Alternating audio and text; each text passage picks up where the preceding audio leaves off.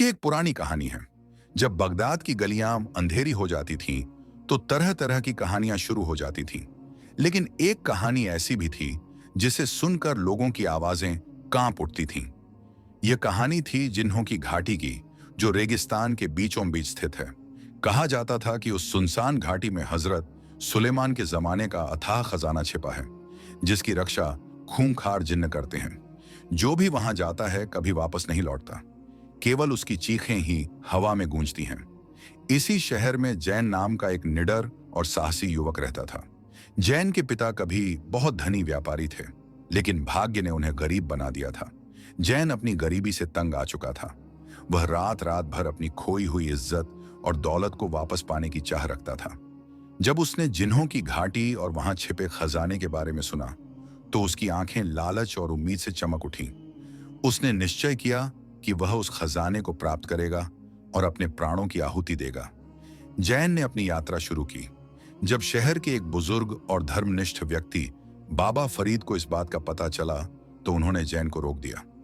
बाबा फरीद ने जैन के कंधे पर हाथ रखकर समझाया, पुत्र, गुप्त शक्तियों द्वारा संरक्षित धन मनुष्यों के लिए नहीं है।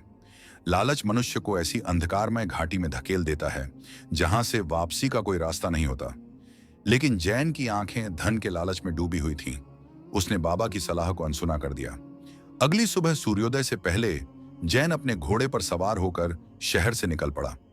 उसकी यात्रा आसान नहीं थी, क्योंकि जिन्हों की घाटी तक पहुंचने के लिए उसे मृत्यु के रेगिस्तान को पार करना था। वह एक रेगिस्तान था जहां पानी की एक बूंद भी नहीं थी और सूरज इतना तेज था कि लोहा भी पिघल जाता था। लेकिन जैन का इरादा पहाड़ जैसा दृढ़ था। वह बिना रुके और थके अपने घोड़े को दौड़ाता रहा।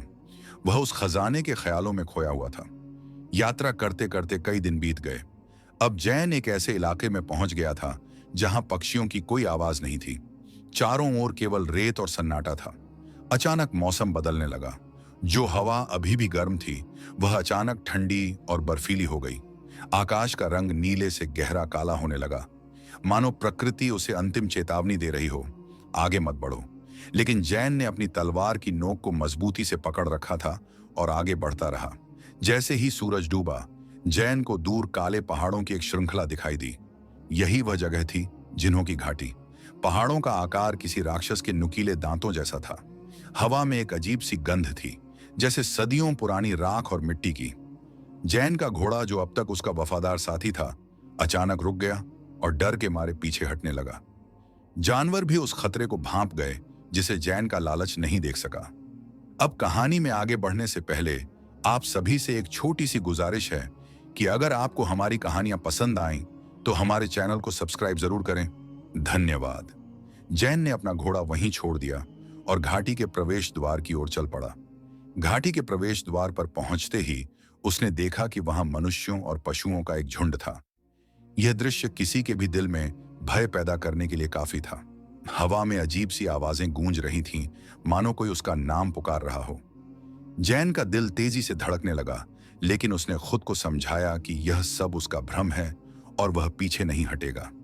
घाटी में कदम रखते ही एक भयंकर तूफान आ गया। रेत का बवंडर उसकी आंखों के सामने नाचने लगा। उसने तूफान के बीच कुछ परछाइयों को हिलते डुलते देखा।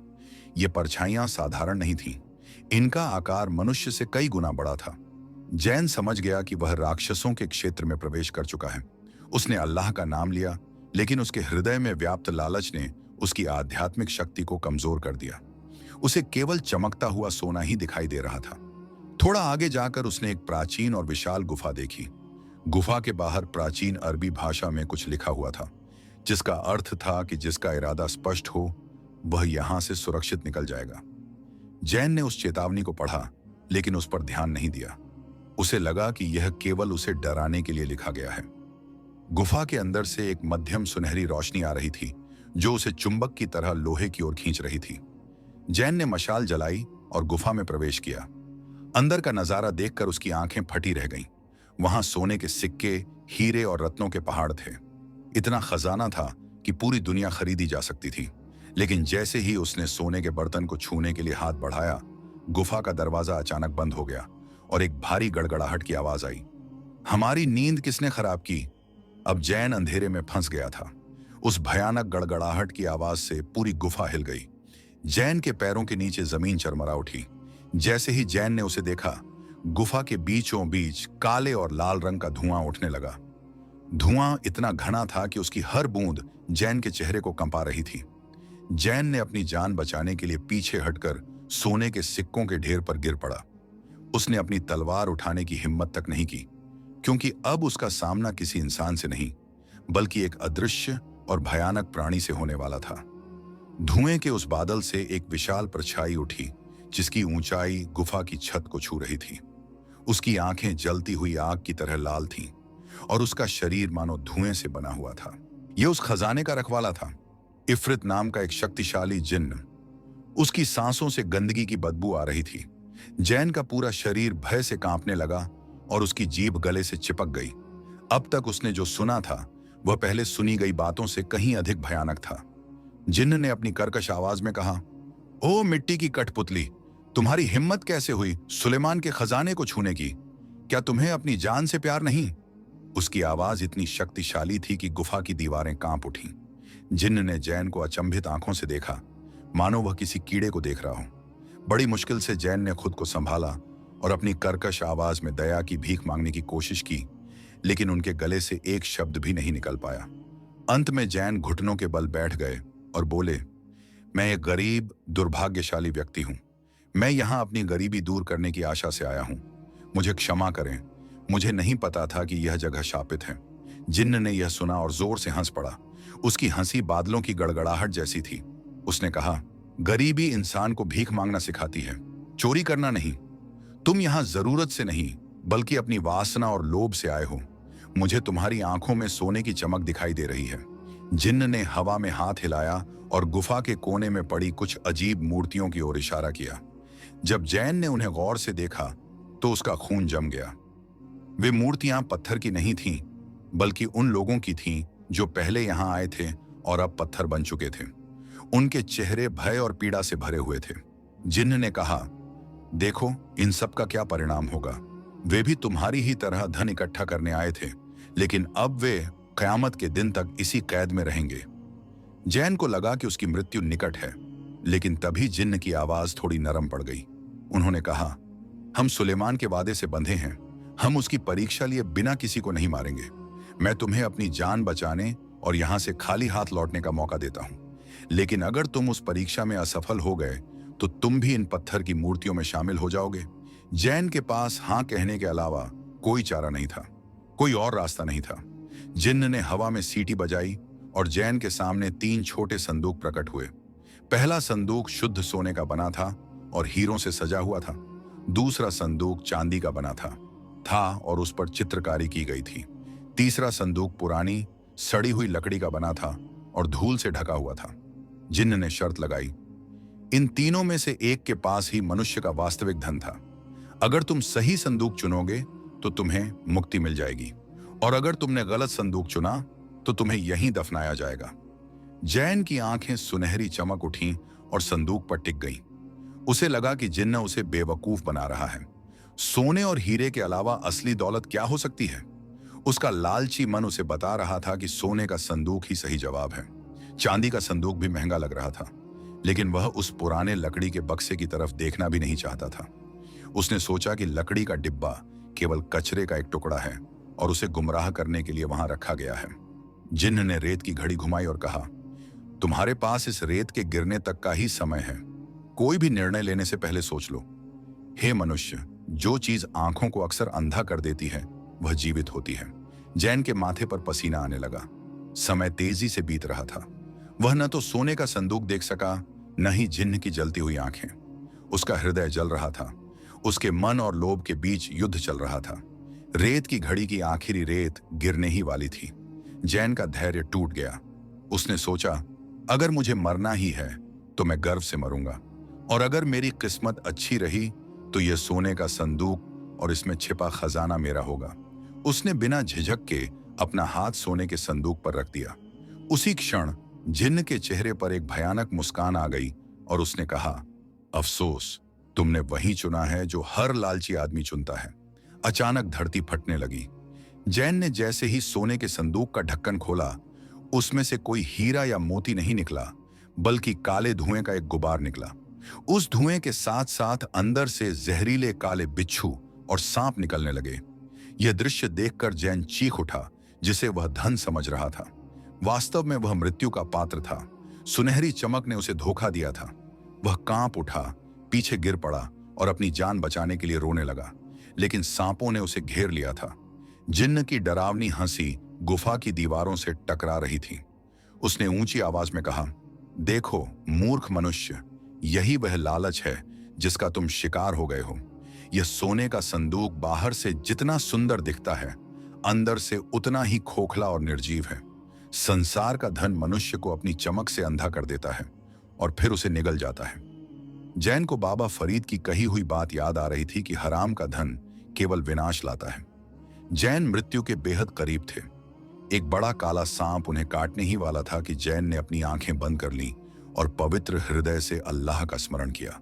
पश्चाताप के आंसू उसकी आंखों से बहकर उसके गालों पर गिरने लगे।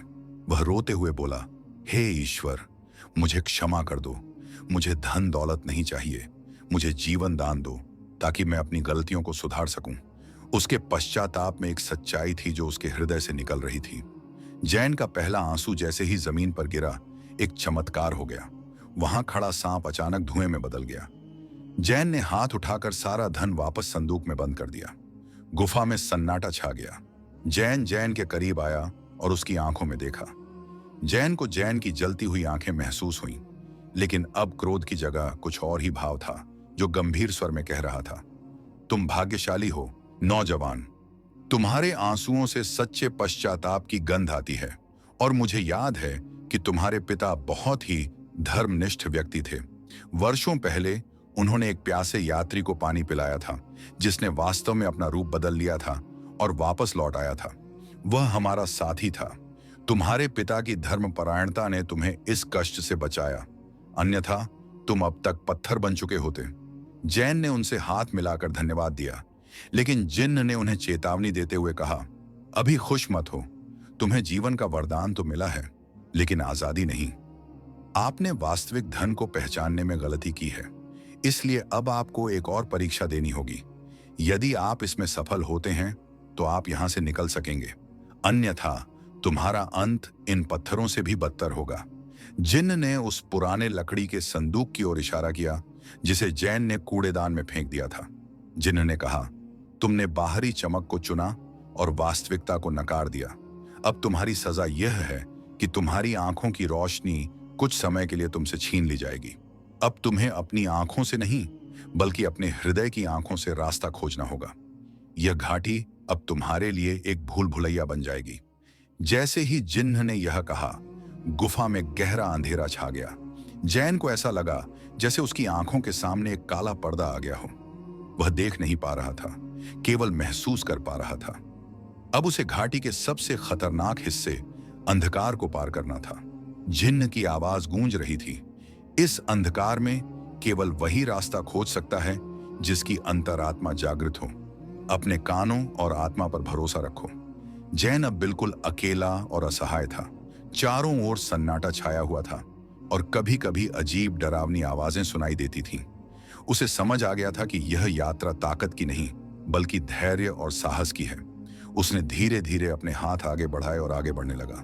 हर कदम पर उसे घाटी में गिरने का डर सता रहा था। यह सबसे बड़ी परीक्षा थी। चलते चलते उसका पैर किसी चीज से टकरा गया। वह झुका और उसे छूने की कोशिश की। तब उसे एहसास हुआ कि यह वही पुराना लकड़ी का बक्सा था। अंधेरे में उसे उस डिब्बे से हल्की गर्माहट महसूस हुई, मानो कोई उसे रास्ता दिखा रहा हो। तभी एक मधुर आवाज उसके कानों में पड़ी, रास्ता बाहरी रोशनी में नहीं, बल्कि आंतरिक शांति में है। जैन समझ गया कि यही असली धन प्राप्त करने का एकमात्र मार्ग है। उस घने अंधेरे में जैन के कांपते हाथों ने टूटे फूटे पुराने लकड़ी के बक्से को पकड़ लिया। यह अजीब था कि जैसे ही उसने पुराने लकड़ी के बक्से को छुआ, उसकी चिंता कम हो गई। उन्हें एक विचित्र आध्यात्मिक शांति और गर्माहट का अनुभव हुआ, मानो वे किसी सुरक्षित स्थान पर हों। अब वे समझ गए थे कि प्रकाश और अंधकार हमेशा सत्य नहीं होते और सादगी में ही वास्तविक